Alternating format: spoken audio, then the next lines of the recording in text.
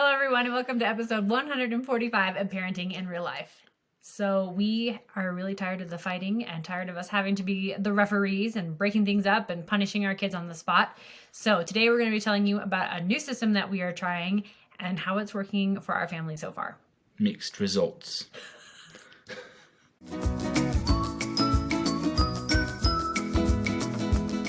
Our parenting in real life moment is that we're not very sneaky, I guess. I'm really bad at being sneaky. We had gotten some gifts for our kids, and we put it in a spot where we didn't feel like they go very often. But it was definitely like in sight. We just didn't think they'd notice. It's in our closet, just up high, and it's in bags. And so usually I'm like, oh, it's in bags and it's up there, and the kids don't usually go in our closet, so it's fine. It's not fine. We've had two of our kids, our youngest two kids. They're like, what's that? They can't tell exactly what it is, but they know the color. It is a unique shape. So they've kind of figured it out. What it revealed is our kids, we've always said, are like going to be great lawyers or something someday because they're just so persistent. When they want something, they will go blue in the face getting it, which is, I'm sure, going to be good for somebody someday. But they're not very effective. They're not very persuasive in their arguing. They're just persistent. And we have one daughter, our youngest, who is just like, she's the first one, even though she's only 5. Where it's like, oh, you're good at this. Because she was, what did she say? She saw it. She's like, is that for Nathan's birthday? And I was like, oh, maybe. And she's like, well, just tell me if it is, and I won't tell him. Like, you can tell me, and I won't tell him. And I was like, I don't know. Let's just don't worry about it. The 5-year-old had her stumped. I'm not a negotiator. But she's just better at coming up with reasons of why I should tell her, or well, what if we do it this way instead, so that she can get what she wants, while our other kids are just going to be like, tell me now, why are you, Yeah, so our kids angry. aren't like conniving or sneaky like that. Mm-hmm. I had a coworker who said his daughter was being bad or something. So her mom said, I'm going to take a toy away if you don't quit misbehaving. And she said, well, don't take away that doll. And she's like, no, I would take away the doll because I can tell that's something you don't want me to take away. And then this 3-year-old was like, you should take away that doll. I was like, we've never really had a kid that's like, oh, I get how how you make decisions. And so I'm going to work the system. We don't have system workers until our youngest. Till Lucy. She is going to be sneaky. So that'll be good for somebody someday. Yep, so that's fun. So today we're going to be talking about a family council jar. So like I said in the intro, we have just had so much fighting, and we give out the punishments on the spot, but it usually is an issue and everybody's mad about it, and you're frustrated as a parent, and I'm just like, I just hate giving everybody punishments all the time. But it seems to be the only way to make people stop fighting or to satisfy what is happening. And so we decided we needed to do something different. And so we are doing a family council jar. So one of the issues was that we were starting to hear from a lot of our kids that they get violent because we don't get involved. They're like, well, if I tell you, you won't do anything. You won't get them in trouble. I was like, well, we can't get everybody in trouble all the time. And oftentimes it's like both of you would need to be in trouble. And our trouble usually isn't good enough for them. Right. We need to separate or whatever. And they want us to be punishing them, which I think is hilarious. Like hanging people up by their toes. I was like, if I do that to them, I'm also doing that to you because you were also involved in doing the same thing, right? Yeah. They don't get that part. Yeah. So this came about because I remember somebody, when I lived in Bentonville, Arkansas, and there's this really cool family, the Vissers. And they had a bunch of kids that were probably a little older than our kids are, but they had some kids, and they said that they did a family council. And I don't remember exactly how they set it up, but I took what I remembered of what they did, and we kind of made it our own. So what we do... Wait, before we get into that, let's tell you what a family council is. Now, I found some information on a website who actually goes into deeper about a family council. So if you want to find out more information, like we just do a piece of it, like you can do more. But if you want to see more how things run and or what you could also be doing, you can look at that. Just do exactly what we do. But a family council is a meeting of family members at a routine time and place, a time for family concerns to be discussed, a chance for each family member to express thoughts or feelings, and a joint effort to make family decisions. And so in this article, they said a family council is a valuable tool for families. By coming together and keeping the lines of communication open, families can lead more satisfied lives. Family councils help children learn to voice opinions respectfully, be responsible, learn problem-solving skills, and make decisions cooperatively with others. And so we're touching on that. We're doing most of that with what we decided to do with the family jar, but there are a lot of benefits of having a council and allowing your kids to be a part of the decision making in your family. Yeah, bud. So this is how it works. We have 2 jars. Started out with 1, and then we added the second. We'll tell you why. But we have 2 jars in the living room with a pad of sticky notes and a pen. And this is a little tricky because we have 2 like non-reading writing. And apparently none of our kids can spell. That's also been insightful. But we have 2 jars, sticky notes, pen. And when somebody has something, an offense, we encourage them to come to the jar and write down what happened and then sign their name and put it in the jar. For our kids who can't write, they bring it to us and tell us what to write, and we write it down, put their name on it, and put it in the jar. Yep. The second jar that we added later was in the event that someday our kids do something nice to somebody. They can also write that down. This is actually one of the kids' suggestions. They're like, we need to have a jar where we can write nice things about someone. I'm like, oh, that's actually a really good idea. That's a great idea. So we started it. We've only had like 2 good things written in the notes compared to the hundreds of bad things that have happened, but it's a reminder to write down the good things too. Yeah, I think we need some teeth behind that. Yeah, like Right. maybe if we give them something like, oh, if you write good notes. In the good one, it's just like, yay. Yeah, you're like, yay. But in the bad one, it's Celebrating. like, yeah. Anyway, so we'll have to think through that. That one's not polished. So what happens is on Sunday afternoons, we go through the jar and we read each one by one. And what that looks like is I or Alexis, read the thing, and then we ask the person that was the offended, right? The person that wrote the note. wrote the note to tell their side of the story, or their perspective is the word we use based on our interview with Emily. Yes. So we had an interview with Emily, and we will put a link to that episode. But she talked about like letting both kids share their perspective. So they get to tell the story. We ask follow-up questions. And then, importantly, before any decisions are made, we have the person that did the offending tell their story. And theoretically, you could do this in the moment. But we'll talk about why we like doing it later. Then the offendee, the person that did the thing, they now get to suggest something they could do to make up for it. And I like that twist on it because they're going to be the ones that have to do it, and we want them to feel like it's fair. And so we try not to get too involved. So there's several like categories of things. Sometimes it's just a sincere apology. Sometimes it's write them a note. Sometimes it's do one of this sibling's chores. Sometimes you have to pay for something that you broke or ate or whatever. Sometimes you say, I'm going to do research on the thing that I did to understand better why that's bad. These have just kind of come up organically in the moment, so I don't think that's a complete list. But it's kind of nice for us to have some categories so we can kind of think like, what level of thing is this? Yeah, like we have made a rule, if you physically hurt someone, apologizing is not going to be good enough. You just can't say sorry. And so that is, okay, now you're actually going to have to do something, to make up for that, because that one comes up a lot and we're sick of the hitting and the kicking. Yeah. So like, okay, that one needs a little bit more. And I will say, like, you have to kind of manage this because originally I think it was working really well that when you got offended, you wrote it in the jar and you felt like, okay, that's going to get taken care of. Now we're drifting back into they bugged me, so I hurt them, and now both people write their thing. Yeah. And so we need to like figure that out, and like maybe we match them up before or something, so that we can say like, okay, you both did something, so are we a wash on this one, or what's happening? Right. But anyway, overall, I think it's really good. Yeah, and once the kid says what they want to do to make up for the offense, then the whole family decides if that is a good enough thing to make up for. You have to have a majority. Yeah. And so I think in that article I read, they're like, don't vote on it. And we definitely vote on it. But you're supposed to come up with a consensus as a family so that everybody is happy with it.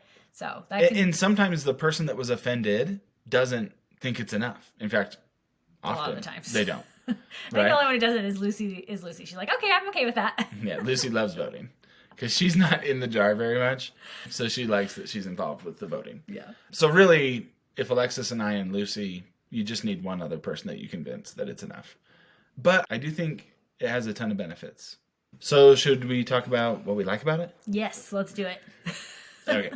So I think my favorite thing is that it gives time between the offense and the decisions. Mm-hmm. I've found that they're a lot more reasonable with both what they're like willing to do and what they're willing to accept as the doer of the offense and the offendee. Mm-hmm. And I feel like our kids can think more logically about it. And when we've talked about it later, we've actually had some of our kids admit that what they did was wrong or accept that, like, oh yeah, I did do that. When in the moment, they will not. Like, they're like, completely deny that they did anything wrong. You can watch them do the bad thing and they'll be like, I didn't do it. Or like they just will not take ownership. Yeah. Which has been a problem. But when we talk about it later and the other person explains what happened and we give them a chance to explain their side too, then they're more willing to say that they had done something wrong. Yep. I also love that it makes us the coach rather than like the judge. Yeah. Right? So we don't have to be the one that's like inflicting punishment. Like they're acknowledging they did something wrong. There's been a couple times when even after the fact they're like, I wasn't that big a deal or whatever. Yeah. So it's not without that, but much less severe because they're able to be heard. There seems like the lying has gone down a lot too. So and I think it helps a lot as on the parent side where I don't feel like I have to be giving punishments all the time because I hated that of just trying to think of what can I do to make this person know that was wrong and satisfy the other person. And I just felt like I was always having to think of new punishments. And we stuck in that. We've talked about that. Yeah, we're so bad at that. We just threatened a lot, right? We're going to do stuff, and then we never ever did. Because I don't want to actually follow through with the punishment. You know, I think that's usually what it comes down to is I don't want to have to follow through with that. And I also feel like we couldn't wait because then everybody's mad. And anyway, so this is a way for us to be able to just do it at a time where everybody's level-headed and we can all talk about what we feel like is good rather than us having to say, well, now you have to do this and then you have to do this, you know? Yep. I will say oftentimes we're getting a little bit better because now we're kind of like establishing norms. But oftentimes the first thing or the first several things they would recommend were not good enough. And so there was a lot of times where like, we kind of had to coach them. Like, nope, that's not enough. You can't terrorize your sibling and then just say sorry. Like you need to do something here. So that took a minute. But I think now they kind of are learning this connection between consequences and the things you do. I said that backwards probably, but we get it. I also like that we're able to talk about things, like we're expressing our emotions, we're talking about what was happened, we're teaching them problem solving techniques, right? Because someday they're going to have coworkers or with their spouse and their own kids and whatever, or something's going to happen that didn't go very well. And now we're giving them the words and the tools to be able to talk about it level-headed instead of just being so fiery about it, right? And learn how to problem solve with other people, whether they did something wrong or they felt like something had been done wrong to them. So I really like that we're starting to teach them these skills. Yep. On the negative side, I will say we kind of have our troublemakers. Everybody's a problem child. Like in reality, everybody is involved. It takes two to tango. But there have been a couple of our kids that find their names on the bad end of this jar much more than the others. Some of our kids never get in the jar. Like they're just not fighters. They're not instigators. Yeah. And the only time they would ever do something bad is when they were like retaliating. Now they don't feel like they need to retaliate. And so they really aren't doing the bad things. So it's been a little bit of a problem. We've had weeks where it's like just two kids over and over and over again. And it's like, you did this and then you did this. So it is kind of a long time to go because they can kind of stack up. So I think where we've kind of netted out is that we've had like one-on-one conversations with those kids and said, yeah, you're in the jar a lot because you're the problem. Or just like it's usually the same type of behavior, you know. It's like, well, you keep doing this to your siblings, like maybe try not to do that. And then they wrote your name on the jar. And that's like, probably not the just- best way to have that conversation. I think we Yeah. could like think through that better and be like, okay, how can we use this as a moment? Like, yeah, I'm sure this does stink to be in this jar. What's something we can do to make it so you have an outlet before you do this, right? Like we know what makes these kids go off, like because they get bored or because they get left out or whatever. Yeah, they want attention. Or... So we know their triggers. So if we can help them identify their triggers and recognize them before they do something, like I think it's a painful conversation. And obviously, if you had like, I think all of our kids are like therapists would say they're kind of like middle of the road emotionally and maturity wise and all that. We don't have any like super high emotion kids or high behavioral problem kids. Maybe if you had that, you'd have to do something different. You'd have to moderate somehow. We don't have that, so we feel like, you know what, you could be doing better, but you just like to ruffle feathers. So, caveat, you might have to adjust for your situation. But I think in general, it's helped those two kids not be in the jar so much.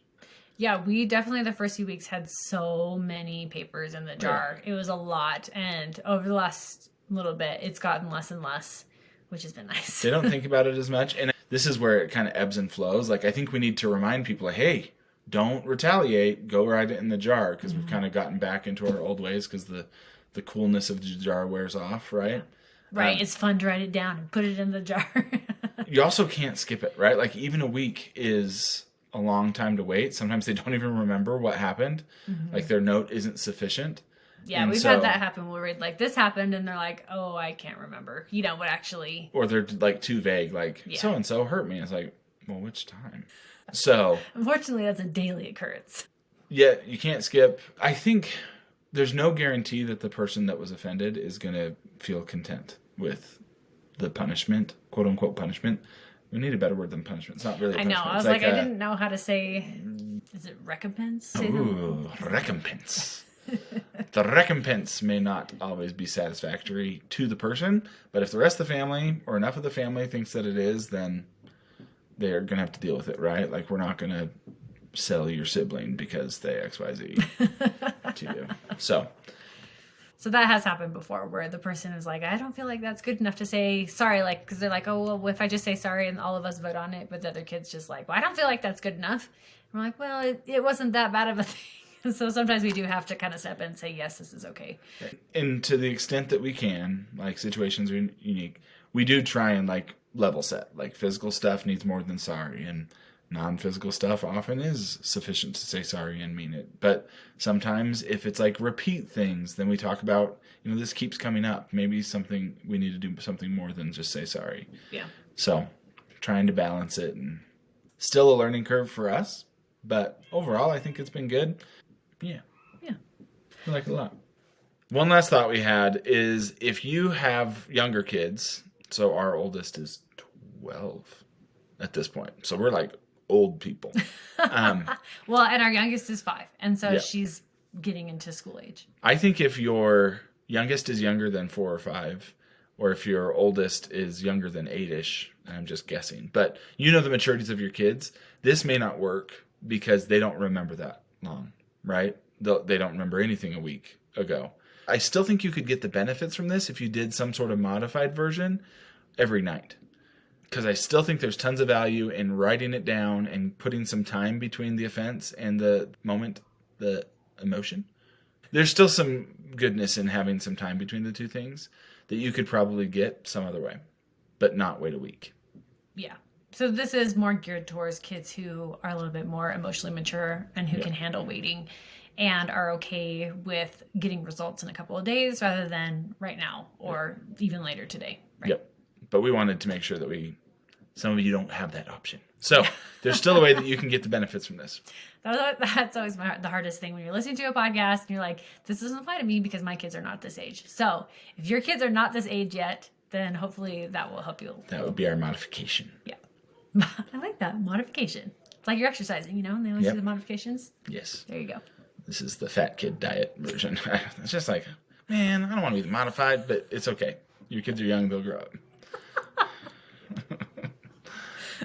So I know some families already do family council type things. We'd love to know if you do a family council. If you're interested in trying one, you can let us know on Instagram. Always DM us with stuff or email us, however you want to contact us.